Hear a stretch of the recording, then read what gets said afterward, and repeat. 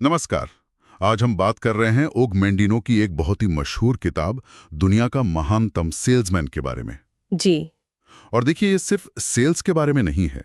असल में ये पर्सनल ग्रोथ, अनुशासन और हाँ, जिंदगी में कामयाबी के कुछ बहुत गहरे उसूलों पर बात करती है। बिल्कुल सही। ये किताब उससे कहीं ज्यादा है। तो आज हम इसी किताब का जो सार है, उसके जरिए इन उसूलों को समझने की कोशिश करेंगे। इसमें हाफिज नाम के एक कह सकते हैं गरीब ऊंट चराने वाले की कहानी है, हाँ। जो 10 पुराने स्क्रॉल मतलब चर्मपत्र में लिखी बातों को अपनाकर एक एक कामयाब और समझदार इंसान बनता है। कमाल की कहानी है। जी बिल्कुल, और यही रास्ता हमें उन सिद्धांतों तक ले जाता है। तो बस आज का हमारा मिशन यही है कि इन 10 स्क्रॉल्स में जो बातें छिपी हैं उन्हें खोलें और देखें कि ये आज भी हमारे लिए कैसे काम की हो सकती हैं, काम में भी और निजी जिंदगी में भी। तो चलिए शुरू करते हैं। जरूर।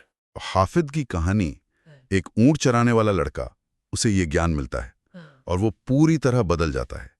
गरीबी से अमीरी, गुमनामी से पहचान, ये अपने आप में एक बड़ी प्रेरणा है ना। बिल्कुल। और यही, जैसा मैंने कहा, इस किताब का असली मर्म है। हाफिज की कहानी तो एक माध्यम है, असल चीज है वो 10 सिद्धांत। ये कोई सेल्स की टेक्निक वाली किताब नहीं है। हाँ, ये जीवन जीने के तरीके सिखाती है। अनुशासन, हार न मानना, प्यार का भाव रखना और हाँ, लगातार खुद को बेहतर बनाते रहना।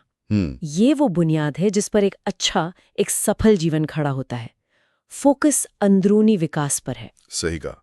मतलब कामयाबी बाहर से नहीं, अंदर से आती है। तो फिर वो 10 सिद्धांत या स्क्रॉल कौन से हैं? पहला है अच्छी आदतें डालें। सुनने में तो बड़ा सीधा लगता है ये। हाँ, सीधा लगता है, पर इसकी गहराई बहुत है। देखिए, ओग मैंडिनो कहते हैं कि आदतें ही बनाती हैं कि हम क्या हैं। अच्छा। अच्छी आदतें वो धागे हैं जिनसे कामयाबी का कपड़ा बुना जाता है।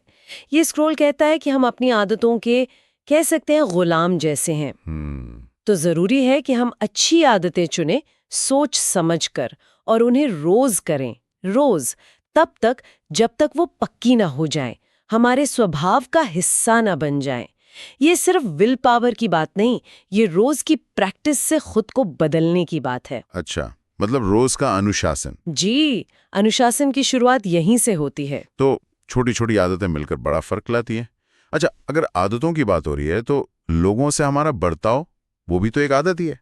शायद इसीलिए दूसरा स्क्रॉल कहता है, हर दिन का स्वागत दिल में प्यार भर कर करें। इसका क्या मतलब हुआ? बस सबसे अच्छे से बात करना नहीं, ये सिर्फ ऊपरी तौर पर अच्छे से बात करने से उससे कहीं ज्यादा गहरा है। ये एक नजरिया है, एक अप्रोच। नजरिया कैसे? जब आप दिन की शुरुआत ही प्यार, दया, सम्मान के भाव से करते हैं तो आप दुनिया को अलग तरीके से देखते हैं और दुनिया भी आपको अलग जवाब देती है। ये स्क्रॉल कहता है कि हर इंसान में कुछ अच्छा होता है, हमें उस पर फोकस करना चाहिए। प्रोफेशनल लाइफ में भी सोचिए, क्लाइंट्स, साथ काम करने वाले, यहाँ तक कि कॉम्पिटिटर्स के लिए भी अगर मन में सम्मान है, अच्छा भाव है, तो भरोसा बनता है। नफरत या बुराई तो एनर्जी खत्म करती है, प्यार वो एनर्जी देता है, माहौल अच्छा बनाता है। जैसे जैसे रिश्तों को पानी देना। सही बात। यानी प्यार सिर्फ एक एहसास नहीं, बल्कि एक चुनाव है, एक ताकत। लेकिन जिंदगी में सिर्फ प्यार और अच्छी आदतें तो काफी नहीं, मुश्किलें भी आती हैं। तो यही शायद तीसरा स्क्रॉल काम आता है, तब तक लगे रहें जब तक सफल ना हो जाएं। ये थोड़ा जिद्दी जैसा नहीं लगता? क्या ये हमेशा काम करता है? ये बहुत अहम सवाल है। देखिए, ओग मैंडिनो का एक बहुत मशहूर वाक्य है, असफलता मुझे कभी हरा नहीं पाएगी अगर मेरा सफल होने का इरादा काफी मजबूत है। तो ये आंख बंद करके लगे रहने की बात नहीं है, यह है दृढ़ता, परसिवरेंस। मतलब जब मुश्किलें आएं, जब कोई ना कहे, तो हार मानकर बैठना नहीं है। ठीक है। हर नहीं को अगली कोशिश की सीढ़ी समझना है। लेकिन जैसा आपने कहा, ये भी जरूरी है कि हम देखते रहें कि हम सही दिशा में तो है ना। हाँ, ये जरूरी है। बिल्कुल। तो ये दृढ़ता पहले स्क्रॉल आदतें और 7वें स्क्रॉल अपना मूल्य बढ़ाना के साथ मिलकर काम करती है। अब सही दिशा में कोशिश करते हैं लगातार और सीखते जाते हैं। असफलता को अंत नहीं मानना, बल्कि सीखने का हिस्सा मानना, यही दृढ़ता है। ये पूरा माइंडसेट का खेल है। समझ गया। तो दिशा के साथ लगातार कोशिश, सिर्फ अड़े रहना नहीं। और जब हम कोशिश करते हैं तो जाहिर है मूड ऊपर नीचे होता है, भावनाएं बदलती हैं। यही शायद चौथा स्क्रॉल आता है, अपनी भावनाओं के स्वामी बने। ये कैसे मुमकिन है? क्या हमें इमोशनलेस हो जाना है? नहीं नहीं, बिल्कुल नहीं। भावनाओं का स्वामी बनना मतलब भावनाहीन होना नहीं है। इसका मतलब है अपनी भावनाओं को समझना, उन्हें मानना, लेकिन उन्हें अपने फैसलों पर हावी ना होने देना, अच्छा। छोड़ ना देना। हाँ, ये संतुलन मुश्किल है। मुश्किल है पर जरूरी है। ये स्क्रॉल सिखाता है कि बाहर जो हो रहा है उसे अपने अंदर के सुकून को कंट्रोल ना करने दें, हम अपना बैलेंस बनाए रखें। सोचिए एक सेल्समैन अगर ग्राहक की ना सुनकर एकदम दुखी हो जाए या थोड़ी सी कामयाबी पर हवा में उड़ने लगे, हाँ, तो लंबा नहीं टिकेगा। बिल्कुल। तो ये इमोशनल स्टेबिलिटी, भावनात्मक स्थिरता हमें मुश्किल हालात में भी साफ सोचने और सही कदम उठाने की ताकत देती है। ये एक स्किल है, प्रैक्टिस से आती है। ये तो बहुत ही काम की स्किल है, खासकर आज की दुनिया में। अच्छा, इमोशंस पर काबू के साथ समय का सही इस्तेमाल भी उतना ही जरूरी है। 5वां स्क्रॉल है, हर दिन ऐसे जिए जैसे कि ये आपका आखिरी दिन हो। इस सुनने में थोड़ा ड्रामेटिक सा नहीं लगता? क्या मतलब है इसका? भविष्य की चिंता छोड़ दें? हाँ, सुनने में थोड़ा फिल्मी लग सकता है, पर इसका मैसेज बहुत गहरा है। ये भविष्य की चिंता छोड़ने को नहीं कहता। ये कहता है कि आज के पल की कीमत समझो। जब हम ये सोचकर जीते हैं कि शायद ये दिन आखिरी हो, तो हम छोटी मोटी बातों में, शिकायतों में या वो कल कर लेंगे वाली सोच में वक्त बर्बाद नहीं करते। सही बात है। हम उन चीजों पर ध्यान देते हैं जो सच में मायने रखती हैं, हमारे रिश्ते, हमारे लक्ष्य, हमारी वैल्यूज।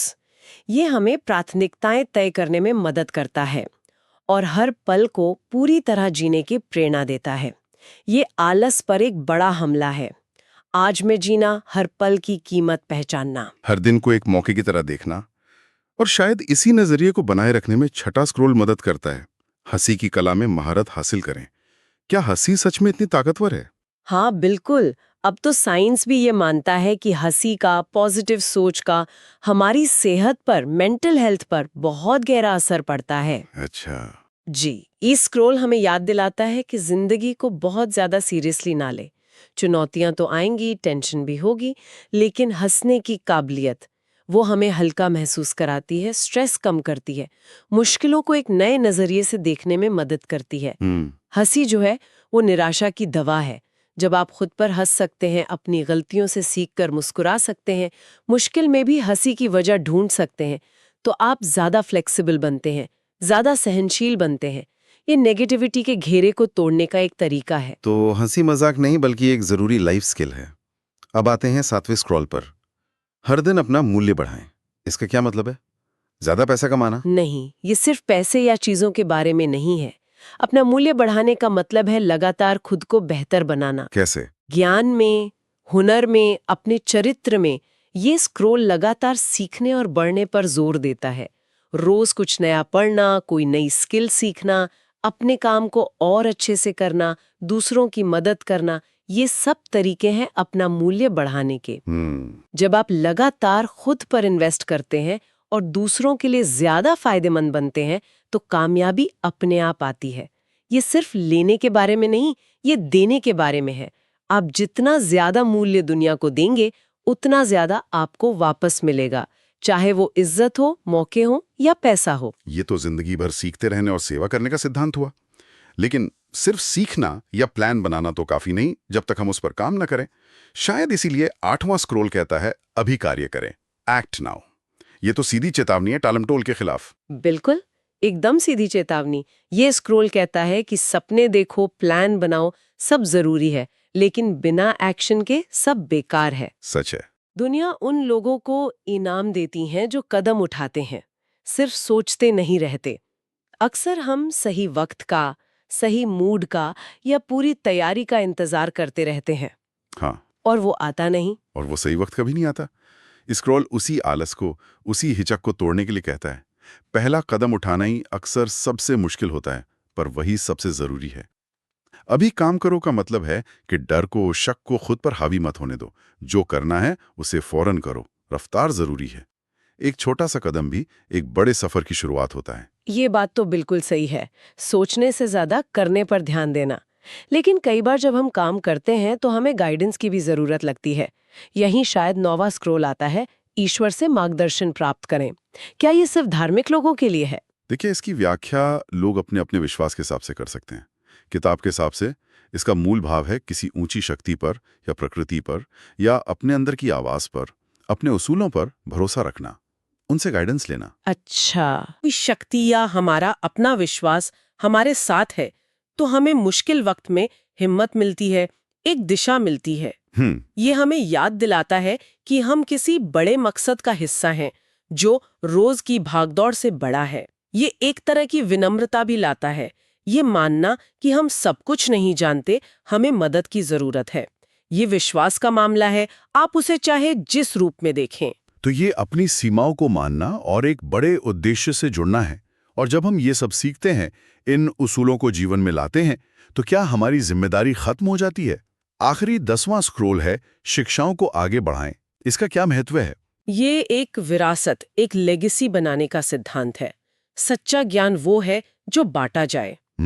जब हम ये बातें जो जिंदगी बदल सकती हैं या जो हमने अपने अनुभव से सीखा है दूसरों को बताते हैं, उनके साथ शेयर करते हैं, तो हम सिर्फ उनकी मदद नहीं करते बल्कि हमारा अपना ज्ञान भी और पक्का होता है। अच्छा, सिखाने से खुद सीखते हैं। बिल्कुल, सिखाना सीखने का सबसे अच्छा तरीका माना जाता है। दूसरों को प्रेरित करना, उन्हें रास्ता दिखाना, ये एक स्थायी असर छोड़ता है। ये सिर्फ अपनी कामयाबी तक रुकने की बात नहीं है बल्कि दूसरों की कामयाबी में भी हाथ बटाने की बात है। हाफिज ने भी आखिर में यही किया था। हाँ, उसने स्क्रॉल आगे दिए थे। जी, उसने वो शिक्षाएं आगे बढ़ाएं। यही ज्ञान की नदी को बहते रहने देना है। तो इन 10 सूत्रों को अगर एक साथ देखें तो क्या तस्वीर बनती है? ये अलग अलग टिप्स नहीं है, ये तो एक दूसरे से जुड़े हुए लगते हैं। बिल्कुल सही कहा आपने। ये 10 स्क्रॉल मिलकर एक पूरा जीवन दर्शन बनाते हैं, एक पूरी फिलॉसफी। हाँ। आप अच्छी आदतें डालते हैं, स्क्रॉल 1, लोगों से प्यार से मिलते हैं, स्क्रॉल 2, मुश्किलों में टिके रहते हैं, स्क्रॉल 3, अपने इमोशन संभालते हैं, स्क्रॉल 4, वक्त की कद्र करते हैं, स्क्रॉल 5, पॉजिटिव रहते हैं, स्क्रॉल 6, सीखते रहते हैं, स्क्रॉल 7, एक्शन लेते हैं, स्क्रॉल 8, मार्गदर्शन लेते हैं, स्क्रॉल 9 और फिर इसे बांटते हैं, स्क्रॉल 10। ये सब मिलकर एक बैलेंस्ड, एक उद्देश्यपूर्ण और एक असरदार जिंदगी का नक्शा बनाते हैं। ये दिखाता है कि सफलता कोई लॉटरी नहीं है। सही। ये इन सिद्धांतों को लगातार अमल में लाने का नतीजा है। ये सिर्फ सेल्समैन नहीं बल्कि एक बेहतर इंसान बनने का रास्ता है। ये वाकई सोचने वाली बात है कि ये सदियों पुराने सिद्धांत आज भी कितने काम के हैं। तो इन 10 शक्तिशाली सूत्रों को देखते हुए आज की इस भागदौड़ वाली जिंदगी में कौन सा एक सिद्धांत है जो आपको लगता है सबसे ज्यादा जरूरी है? और उस एक सिद्धांत को अपनी जिंदगी में थोड़ा और लाने के लिए वो पहला छोटा सा कदम क्या हो सकता है जिसे आज ही उठाया जा सके? जी, इसी सवाल के साथ आज की ये गहरी पड़ताल यहीं समाप्त होती है।